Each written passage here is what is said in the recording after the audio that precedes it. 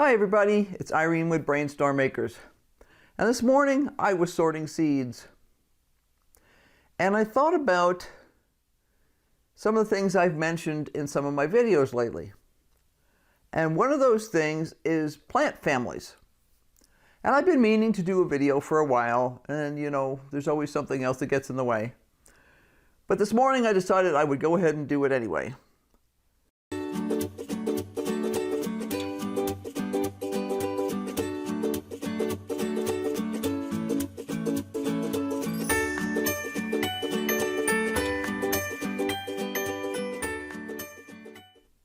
Now, why does it matter what plant a family is in?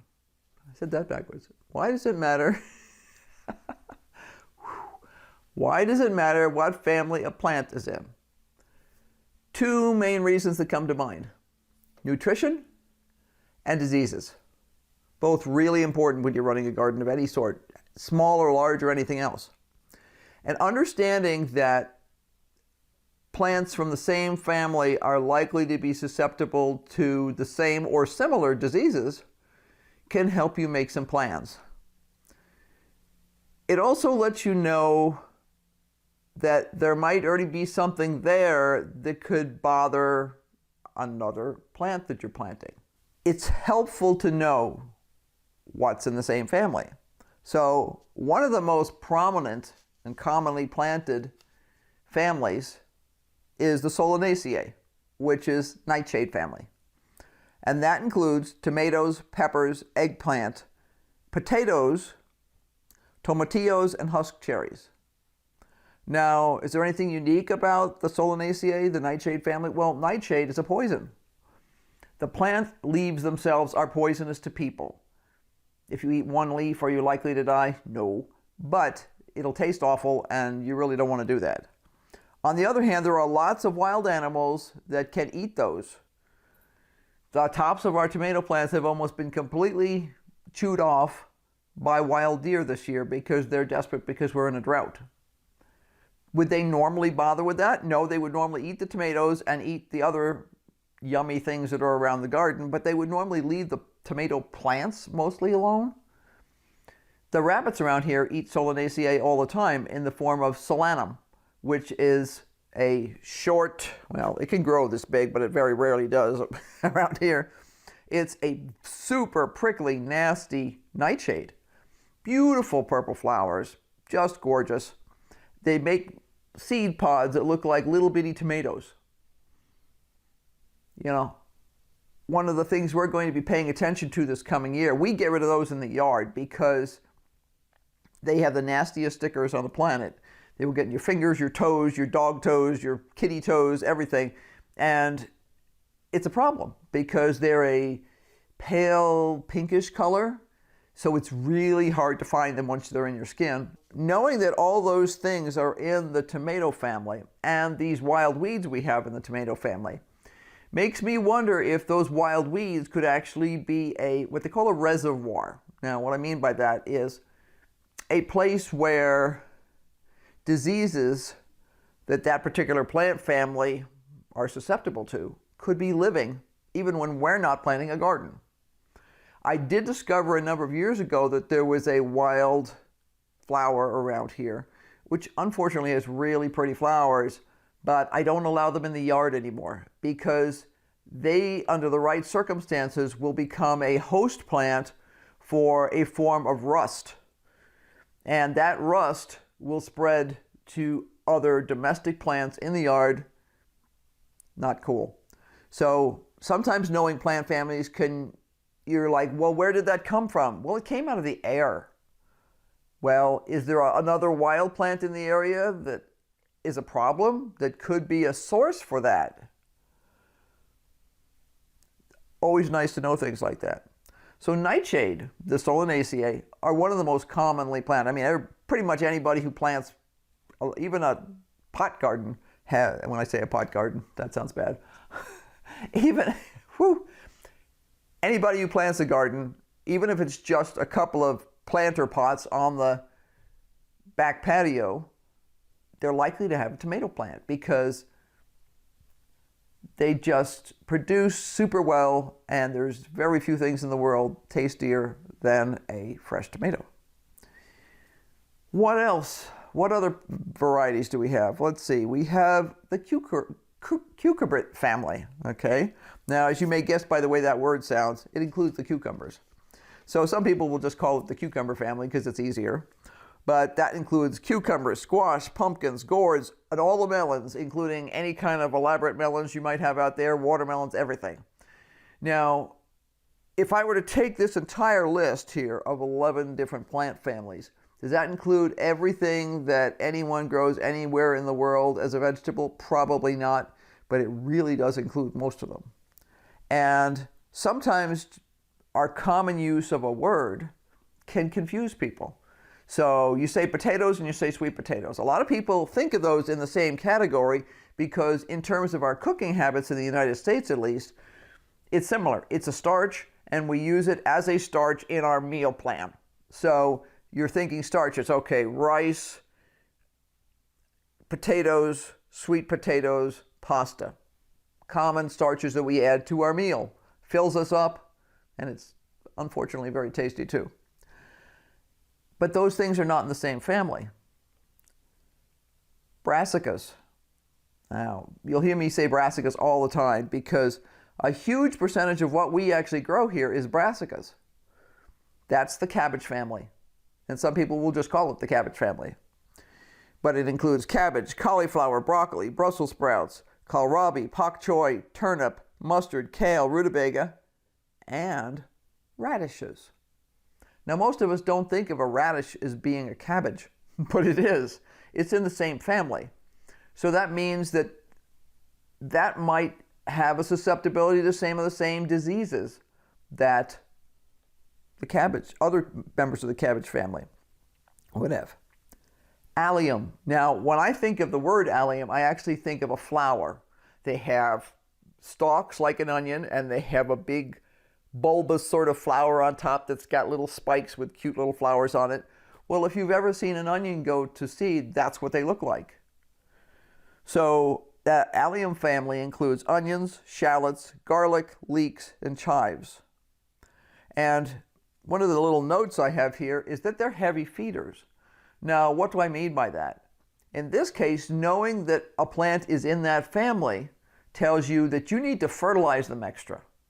Now, when you look at something like an onion, it doesn't seem like it would need a lot of extra nutrition. I mean, it makes a bulb and it makes some top growth, and it's really not all that much. But if you want scrawny little bulbs, don't feed them enough. You have to hit them with fertilizer almost as hard as you would hit corn. And corn is a very heavy feeder, but that's in a different family. Legumes. Okay, that's the pea family. Peas, beans, field peas, peanuts, soy, fava beans. Common things that are grown in gardens. And then we see sun hemp, vetch, and clover, which are commonly grown as cover crops in between other crops, either agriculturally or in your own garden. Those are all what they call nitrogen fixers. Those take nitrogen out of the air and put it into the soil. And that means that they actually improve the quality of your soil. So if you know that you're going to plant a heavy feeder like, say, an onion that we just discussed before from the allium family, if you plant that after a legume, well, that's a good start in the right direction. Now, you're still going to need additional fertilizer besides that, but that's still going to help a lot in terms of starting off with a good base, healthy soil. Now, plant group number 6 on my list has a funny name. It's called an umbellifer. And the way I remember umbellifers is the fact that I think of their tops as looking like lacy umbrellas. So that includes your carrots, your celery, parsnips, parsley, cilantro, and dill. All things that have sort of lacy tops, at least when they first start. Amaranths. Okay, the amaranths are a weird group. Some of them are super obvious. A lamb's quarter is an amaranth, and that's a common weed throughout I think, pretty much all of the United States. It's edible. I don't personally love the flavor of it that much. We grew some giant amaranth this summer that's called red callaloo, and it was gorgeous. Oh my gosh, the big monster red plants. And red is such an unusual color in our garden that we just loved it. Unfortunately, the deer also really loved it. So we were sitting there going, well, what are we going to do at the end of the summer, because we want to make sure this doesn't go to seed, because amaranth seed heads are these massive, beautiful, they look like a flame shape almost. They have these gorgeous seed heads, but they have literally thousands and thousands of seeds in a seed head. So we were like, well, we're going to have to watch this really carefully, because we don't want them to go to seeds, because we will never get them out of the bed, because they come up like weeds, just like the wild weeds, lamb's quarters. Yeah, we don't have to worry about that. The deer ate them all. The amaranth family includes obviously things like lamb's quarters and beets, chard, Swiss chard, and spinach. Now, when I was doing some research, people were saying Swiss chard is in the beet family, because these are all, this is just an upper level family name, kind of, you know, like you say cucurbits, and then you've got all these different categories of cucumbers and squash and pumpkins, and you can spend a lifetime just studying the varieties. And some will cross-pollinate, others won't. It's cool, actually. But it is something that most average people are not interested in, unless they're seed saving. Then it's important to learn that stuff. But beets and Swiss chard are very closely related, and you sit there and you go, okay, you can eat beet greens. You can eat Swiss chard greens. Obviously, that's what you grow them for. Can you eat Swiss chard roots? And I actually looked it up to see, because when you have old Swiss chard plants, you'll get these really gnarly, big, they look like oversized beets that have been left too long in the field. And the conclusion of everybody that I listened to on YouTube was, if you were starving to death, you can eat them. Other than that, just grow the Swiss chard for the greens. Number 8 on my list of plant families, grasses. Now, there's only one common grass that we actually grow in home gardens, and that's corn. But it's in the grass family. If you think about it, it looks kind of like a gigantic grass, and although the ears of the corn are a slightly different form than most common grass that you'd see out there, definitely related in terms of form. But in terms of other, like agricultural pursuits, you get wheat, barley, sorghum, millet, oats, sugarcane. Cover crops include sorghum Sudan grass and things like that. So it's a heavily farmed family. We just normally only eat corn in our home gardens, unless we're using something like sorghum Sudan grass as a cover crop. Another family is the mallow family. Now, the mallow family is kind of interesting, because we don't normally grow anything in the mallow family. We did this year, because the mallow family includes okra. We won't next year. We decided it takes too much water and too much space in our garden for what we get out of it. But the deer have eaten that too, so that's okay. They've really enjoyed it. Even a couple of pods that were a little on the older side, they ate everything, including the leaves. So the mallow family includes okra, cotton, and hibiscus. And if you think about it, if you've ever seen any of those plants, they have very, very similar flowers. And when you actually sort of line those up in your head, yeah, they're definitely in the same family. Kind of cool. Asteraceae, the daisy family. What's in the daisy family that we eat in the garden? Well, lettuce, sunflowers, and artichokes. I mean, you know, the big spiky guys are all in the lettuce family. You know, they don't even vaguely look like one another, but they all are in the same family. And the last family on my list is morning glory. Now, we have what they call bindweed in our area here, and it is a plague.